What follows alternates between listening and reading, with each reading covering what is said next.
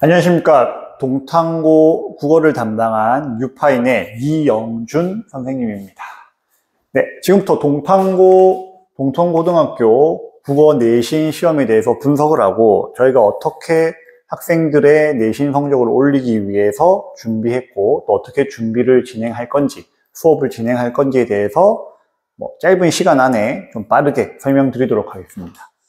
자, 일단 목차는 동탄고 국어 내신의 경향과 분석, 그리고 동탄고 국어 시험 문제의 주요 문제들, 그리고 그럼 동탄고 국어 내신은 어떻게 대비를 해야 하는가, 그리고 내신 대비 수업에 대한 좀 체계적인, 구체적인 프로그램에 대해서 좀 소개를 드리고, 그 다음에 유파인의 국어 모의고사 수업에 대해서 최종 정리해서 말씀드리겠습니다. 일단 동탄고 국어 내신을 알기 이전에 어쨌든 요 국어도 저희가 시험을 보고자 하는 목적 자체가 내신 등급을 잘 받고 최종적으로는 대입을, 원하는 대학을 잘 가기 위해서 하는 거지 않습니까? 그럼 이제 알아야 될 부분이 현재 지금 동탄고 1학년 학생들인 거죠. 예비 고1 학생들이 얼마나 모집이 될지는 모르겠지만은 현재 학생들보다 더 많을 수 있다는 게 예상되는 부분이기 때문에 지금 현재 재학 중인 1학년 전교생이 동탄고가 430명입니다. 상당히 많은 편이죠. 총 13개 학급이 있고 국어 선생님이 4명이 있습니다. 동탄고에. 근데 이 선생님들이 똑같은 한 반에 다른 수업으로 나눠 들어가는 게 아니라 맡은 반이 있는 거죠. 그럼 13개 학급이니까 선생님 한 분당 한 3개에서 4개 학교, 4개 반을 담당을 해서 한 선생님이 문학, 문법, 독서 전부 다 수업을 하는 거죠. 영역을 맡은 게 아니라 맡은 반이 있습니다. 그러다 보니까 선생님별로 출제 특징이 어떤 문학은 A라는 선생님이기 때문에 이런 출제 특징이 있다. 또 문법은 B라는 선생님이 출제하기 때문에 이런 특징이 있다. 이런 게 없는 거죠. 왜냐면은 가르치는 문법이라도 1, 2, 3반의 문법을 가르치는 선생님이랑 4, 5, 6반의 문법을 가르치는 선생님이 다른 거예요. 그러다 보니까 선생님별 출제의 특징보다는 동탄고라는 학교의 전체 출제 경향이라는 게 크게 작용을 하고, 그래서 개성 있는 문제보다는 좀 전반적으로 평이한 문제들, 4분의 선생님이, 4명의 선생님이 같이 출제가 되는 그런 문제들이 실제 또 출제가 됩니다. 그러다 보니까. 그리고 보시면은 작년이죠. 22년 평균이 국어가 상당히 어렵게 나왔습니다. 그래서 1학기 평균이 63.9점. 좀 더 자세히, 이건 이제 학교 알림이에만 이렇게 돼 있고, 실제 저희가 학생들을 조금 조사하고 추적해서 인터뷰에서 알아낸 내용은 1학기 중간고사는 평균이 거의 40점대였어요. 그나마 기말고사가 좀 쉽게 나와서 1학기 평균이 63.9점이었고, 그리고 2학기 같은 경우는 66.8점. 조금 쉬워진 거죠. 실제 평균 점수가 이 점수라면 상당히 국어 시험이 어려운 시험입니다. 자, 그런데 이제 올해 평균, 1학기 평균을 보면은 71.2점으로 거의 10점 가까이 올라갔습니다. 작년보다는 국어 시험이 많이 쉬워졌지만 그래도 아주 쉬운 시험은 아니다. 사실 중학교 평균 점수가 거의 90점 가까이 되고 85점 이상인 걸 생각하면은 이 점수는 낮은 점수기도 하죠. 그리고 학년도별로 이제 작년, 올해 이런 시험들이 난이도 차이가 상당히 큰 편이고, 이런 경우는 딱 2가지입니다. 선생님들이 학년을 따라 올라가는 거예요. 예를 들면 작년 동탄고 1학년 국어 선생님들이 2학년으로 다 따라 올라가거나, 그럼 선생님이 대거 교체가 되지 않습니까? 위에 있던 선생님이 내려오거나, 이런 경우에는 학년별로 점수 차이가 많이 크게 벌어집니다. 아니면은 특별히 학교 차원에서의 방침이라는 게 존재할 수 있고, 그런 여러 가지 변수들이 있을 수 있는 거죠. 여튼 한 가지 어떤 유형이나 시험 스타일이 유지되기보다는 조금 기복이 있는, 좀 다 유동적인 시험의 어떤 출제 스타일에 또 그 난이도에 빨리빨리 파악하고 빨리빨리 적응해야 되는 그런 학교에 해당이 됩니다. 그리고 이제 올해 1학기 동탄고 1학년 기준으로 해서 1등급 컷이 전교 17등까지입니다. 전교생이 430명이고 거기서 딱 상위 4%니까 17명까지가 1등급이 되는 거고, 이 1등급의 점수가 1학기 중간고사에서는 86점이었습니다. 이것도 상당히 낮은 점수예요, 사실. 어렵게 나왔다는 거고요. 그리고 1학기 기말고사에서는 10점 가까이 올라가서 1등급 컷이 95점. 쉽게 나왔어요. 자, 여기 보면은 중간고사 같은 경우는 문법이 거의 50%였습니다. 그리고 문법에서 까다로운 문제도 조금 있었고 하다 보니까 기말고사에서는 문법 비중이 많이 줄어들고 시험 전체의 난이도가 낮아진 거죠. 그러다 보니까 점수도 많이 올랐습니다. 근데 이것도 좀 설명드리자면은, 1등급 컷 점수, 상위권, 어떻게 보면 뭐 4%니까 최상위권 학생들이 되는 건데, 이 최상위권의 1등급 컷 점수는 10점이나 올라갔는데, 요 중간고사 평균 점수에서는 사실 큰 차이는 없었거든요.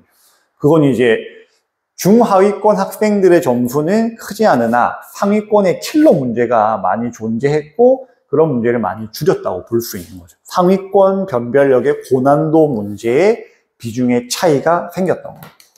자, 그리고 시험 범위는 교과서에서 50%, 교과서 외에서 50%가 나왔는데 보통 고1 모의고사나 학교에서 주는 프린트, 학습지에서 또 출제가 됐고, 그 말은 교과서 전체에서 똑같이 나오고 그 범위 내에서 문제만 출제되는 게 아니라는 거죠. 그리고 객관식 총 24문제에 100점 만점. 서술형 문제가 없습니다. 작년에는 있었는데 올해는 없고, 또 객관식이 24문제인 경우는 사실 문제수가 그렇게 많지는 않거든요. 시간이 많이 막 부족하다거나 그런 시험은 아닙니다. 50분 동안 24문제를 풀기 때문에. 자, 그리고 문학이 24문제 중에 문학이 13문제, 문법이 11문제였고 다른 학교 비해서 문법 비중이 높은 편이었습니다. 그래서 평균 점수가 내려가고 1등급 컷의 점수도 내려가서 난이도가 높은 시험이었다고도 볼 수 있는 거죠. 그리고 문법은 교과서 외에 학교 학습지에서 대부분 근거해서 출제를 하긴 했는데 이 문법 난이도가 높지는 않지만 수능형 문제가 많았어요. 단순 내용이라든지 단순 암기 부분을 물어보는 문제보다는 보기라든지 지문을 활용해서 응용하고 사례를 분석해서 푸는 문제들, 그런 문제가 많이 출제됐기 때문에 시간이 많이 걸렸을 겁니다. 그리고 문학 같은 경우는 개념어 활용, 내용 분석 이런 좀 평이하지만 그래도 수능형 문제들이 주로 출제가 되었습니다. 주요 문제를 한번 보시면은 객관식 3번 문제고 중간고사 시험지입니다. 올해 동탄고 국어 중간고사 시험지고 고전시가 가시리, 현대시 첫사랑, 현대시 배를 밀며 라는 가나다 운문으로 한 지문을 형성하면서 이 세 개의 시를 다 분석할 수 있어야 되고 또 문제 선지의 개념어들 보시면은 후렴구라는 개념어, 계절감이라는 개념어, 공간의 이동, 음성 상징어, 운율감, 설의법 이란 걸 정확하게 학생이 알고 있어야 되고 이걸 어느 작품이건 간에 찾아낼 수 있는 능력이 있어야 되는 거죠. 그럼 이걸 배우고 이 개념애들을 배우고 정확히 알면서 이걸 적용할 수도 있는 능력, 요거를 학습이 되어 있고 훈련이 되어 있는 학생은 무난하게 풀 수 있는 문제입니다. 하지만 그게 좀 안 돼 있다거나 뭐 각각의 개념애들은 공부가 돼 있지만은 작품에 대한 분석이 안 되는 경우는 또 오답률이 높게 나올 수 있는 문제입니다. 그래서 난이도 중상의 문학 문제, 운문에 관한 문제였습니다.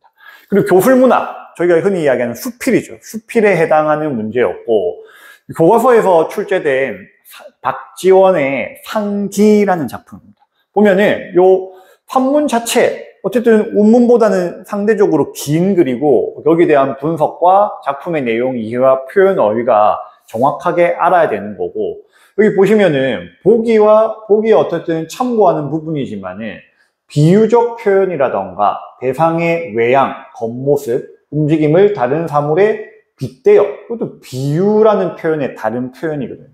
상세하게 묘사함으로써 또 사물의 일부만 보고 대상을 이해하는 사람들의 판단을 지적하고 있다. 그럼 이런 각각의 1, 2, 3, 4, 5의 이 선지들을 위에 있는 글에서 파악을 해야 돼요. 맞는 선지인지 틀린 선지인지. 이것도 사실 학생들이 푸는 데 있어서 그렇게 쉽게 풀기는 어려운 난이도 중상의 문제입니다. 그리고 문법에서는 이제 품사의 분류에 대한 문제가 나오는데 아주 처음에 배우는 거고 이제 단어, 품사의 어떤 체계표에 있는 걸 그대로 외우고 있으면 풀 수 있는 문제입니다. 근데 단순히 그것만 외웠다고 다 맞출 수 있느냐? 여기 예시가 나오는 거예요. 예문이 나오는 거예요. 교실 하나가 매우 밝다. 저 전등의 밝기는 어쩌고 저쩌고. 그럼 이 사례의 문장에서 각각의 가변어, 불변어 찾아내는 거. 그 다음 기능에 따라 체언용은 찾아내는 거. 빠삭 아주 자세하게 세세하게 알아야 적용해서 찾아낼 줄 있어야지 풀 수 있는 문제고, 여기 보시면 OX 판단을 개수 4개, 5개, 3개다. 관계원을 찾으면 3개다. 그럼 관계원에 대해서 여기서 찾을 수 있어야 되고 그 개수도 알아야 되는 거예요. 사실 이 개념이 아주 기본적인 개념이긴 하지만은 이걸 전체적으로 암기도 꼼꼼히 돼 있어야겠지만은 한편 이걸 하나하나 찾는데 실수하는 학생들이 있단 말이죠. 2개인지 3개인지 체크해놓고 하나 빼먹을 수도 있는 거고. 그래서 사실 난이도가 아주 높은 문제는 아니지만 푸는데 시간도 꽤 걸리고 실수하기 쉬운 문제였습니다. 마지막으로 문법 한글 맞춤법에 관한 문제인데 사실 나머지 선지들이 맞다는 걸 찾아내면은 어렵진 않아요. 근데 어쨌든 요 용언의 활용에서 어간이라는 이 단어의 정확한 의미도 알아야겠거니와 한글 맞춤법에서 형태소에 대해서 분석할 수 있는 능력이 있어요. 형태소가 단순히 뭐냐 이게 아니라 이 어떤 단어를 보더라도, 그럼 이거 역금이라는 단어, 뚜렷시라는 단어, 노름이라는 단어, 마개라는, 바둑이라는 단어들을 형태소로 분석하고 나눌 줄을 알아야 되는 거예요. 그럼 그걸 모르는 학생, 그리고 그걸 할 줄 모르는 학생은 틀리게 되는 문제죠. 그래서 나름 난이도 중상의 오답률이 높았던 문제입니다. 그리고 문법 내용은 당연하거니와 그 각각의 어떤 사례가 이렇게 나오더라도 풀 수 있는 능력을 갖춰야 되는 문제입니다. 자, 그러면은 동탄도 국어 내신은 어떻게 준비를 해야 좋은 점수를 받을 수 있고 좋은 성적을 받을 수 있느냐? 문법 비중이 크고 변별력이 크기 때문에 문법에 대한 사전 학습이 충분히 이루어져 있어야 됩니다. 당장에 3월에 입학해서 학교에서 문법 수업 듣고 숙제 열심히 하고 학원 가서 공부하고 한계가 있는 거예요. 왜? 최상위권 학생들, 1등급, 2등급 받는 학생들을 중학교 때라든지 아니면 입학 전에 미리 문법 공부를 많이 해둔 상태가 되는 거죠. 그래서 문법 사례 적용 연습을 하려면은 사실 시간도 많이 필요하고 문법에서도 반복된 학습이 많이 필요한 거죠. 그리고 그래서 문법을 정말 정확하게 알고 많은 사례들을 암기해서 고득점을 받기 위해서는 시간이 생각보다 많이 걸립니다. 또 문학에서는 범위 외에 출제가 가능하기 때문에 다양한 작품의 분석 방법을 학습해서 처음 보는 작품이라도 분석할 수 있는 능력을 갖춰야 됩니다. 그리고 훈련을 통해서 만들어야 되고, 중학교 때 국어시험처럼 교과서 안에 있는 거 작품 달달달달 공부한다고 해서 맞출 수 있는 문제가 아니라는 거죠. 그리고 예상 문제와 고난도 문제를 통해서 시험에서의 문제 적응력을 좀 높여야 되고, 그래야지 고득점이 가요. 그러면 수능만 모의고사, 임시로 가짜로 보는 고사잖아요. 시험 있는 게 아니라 내신 같은 경우도 내신 모의고사를 통해서 내가 국어 내신을 봤을 때 어느 정도 점수가 나오는지, 어디서 오답이 나오는지 이런 걸 확인하면서 공부하고 그걸 체크해서 보완해 나가고 이런 작업들이 필요합니다. 그래서 저희 이제 뉴파인에서 동탄고 국어 내신 수업을 진행을 할 때는 일단 당연히 처음에 수순을 밟아서 기초를 잡아 나가는 부분은 교과서와 학교에서 프린트 주는 학습지, 그걸 또 분석한 내용들, 자체 프린트, 자체 자료들이 주로 나가면서 1차적으로 내용 학습을 먼저 하게 되고, 그 다음에는 여기 내용에 대한 적용 문제, 그리고 예상 문제, 고난도 문제들이 이제 배부가 되고 그걸 수업 시간에 또 다룹니다. 그리고 마지막에는 국어 내신 파이널 모의고사로 해서 보통 전주나 직보에 요 학교 시험지의 구성과 똑같은, 동탄고 같으면 24문제, 50분, 문제 유형이라든지 구성을 최대한 똑같이 만들고 출제 가능한 예상 문제를 추려서 시험지를 만들고, 이걸 한 번만 보는 게 아니라 수회를 봅니다. 최소 3회 이상. 그러다 보니까 학생들이 자기 위치도 체크할 수 있고 시험에 대한 사전 예행 연습을, 실전 훈련을 하게 되는 거죠. 자, 그러면 이렇게만 커리큘럼이 나가는 것이 아니라 이 과정 속에 같이 녹아 있는 게 뭐냐면은 오답이 중요하기 때문에 오답 관리를 얼마나 체계적으로 하는가. 그리고 저희는 오답을 다 하나하나 쓰는 분석지가 따로 있어요. 오답 관리 프로그램이 있고 문법의 비중이 크기 때문에 특히 동탐고를 좀 중심으로 한 문법 강화 프로그램이 있습니다. 그러면 동탐고에서 출제되었던 문법 문제들, 그리고 문법의 기본적인, 기초적인 거를 다질 수 있는 기초 자료들, 그리고 기초가 좀 된 학생들은 문법의 심화 문제나 고난도 문제를 풀 수 있게끔 블랙라벨이라는 조금 어려운 교재가 있어요. 좀 난이도 높은 그런 문제들을 풀어가는 문법 강화 프로그램이 있습니다. 그리고 국어 내신 시험도 마찬가지로 문제에서 보통 틀리는 경우가 공부한 작품을 몰라서 틀리는 경우보다는 아까 보셨다시피 선지의 각각의 어휘가 헷갈려서 틀리는 경우가 많아요. 그래서 어휘 강화 프로그램이 저희 교재가 따로 있고 그 어휘 테스트를 수업 시간에 보통 6분에서 7분 정도 두고 매회 시험을 보고 있습니다. 자, 이런 식으로 저희가 분석지를 작성해서 그 주에 하는 수업 내용, 테스트 내용, 숙제 내용이 항상 기록이 되고 이걸 학생들이 수업 시간 때마다 써요. 일주일에 한 번 수업이니까 일주일에 한 번 작성을 하게 되는 거죠. 그래서 숙제에서 숙제 완성도, 숙제에서 오답이 나온 부분, 그리고 수업에서 수업 내용과 수업 중에 푼 문제의 정답률과 수업 시간의 오답, 그리고 매주 보게 되는, 수업 시간 전에 보게 되는 어휘 테스트에서 성취도와 오답이 나온 어휘, 이렇게 정리를 하고 비내신 기간에서는 이렇게 따로 모의고사 체계표가 따로 있습니다. 그리고 이런 분석을 바탕으로 해서 그 주에 한 수업이 어떤 내용인지, 숙제가 어떤 내용인지, 그리고 이번 한 주는 어디에 중심을 맞춰서 국어 공부를 해야 되는지, 그리고 그 주에 수업한 영상은 항상 저희가 촬영을 하기 때문에 촬영한 부분을 유튜브에 업로드, 비공개로 하고 학생과 학부모님만 볼 수 있도록 링크를 따로 공유를 해드립니다. 복습용으로 사용하거나 혹시나 결석한 학생들이 이 영상으로서 똑같이 수업을 보게 되는 거고, 그리고 각각 학생들이 작성한 요 분석지를 학생과 학부모님한테 매주 각각 수업 뒤에, 수업 다음 날이나 이틀 안에는 보내드리고 있습니다. 그러면 학부모님도 우리 애가, 학생이 이번 국어 시간에 어떤 걸 배웠는지, 또 숙제는 뭔지, 그리고 어떤 부분에 집중을 해야 되는지, 숙제는 얼마나 잘 이루어졌는지, 얼마나 많이 틀리고 있는지, 성취도는 얼마나 나타나는지 확인을 하실 수가 있는 거죠. 그리고 이렇게 유튜브가 따로 있어서 여기서 작품을 검색하거나 지나간 수업에 대해서 확인할 수 있는 부분은 따로 요청해서 확인할 수가 있고요. 또 수업 같은 경우는 사실 책을 읽는 수업이라거나 학교 수업의 반복이라면 학원을 다닐 필요가 없죠.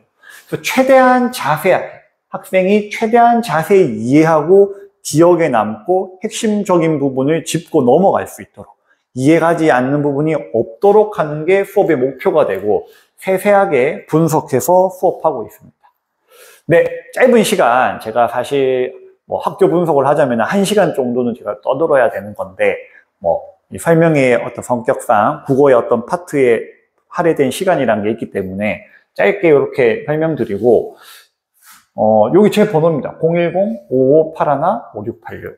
궁금한 점이 있으시면은 여기 문자를 주시거나 전화 연락을 주셔도 괜찮고, 등록 문의라든지 다른 문의가 있으셔도 학원 쪽으로 연락을 주셔도 괜찮습니다. 네, 이렇게 짧지만 어쨌든 도움이 되셨으면 좋겠고, 동탐고 국어 시험에 대한 분석을 마치고 인사드리도록 하겠습니다. 저는 유파인 국어의 이영준이었습니다. 감사합니다.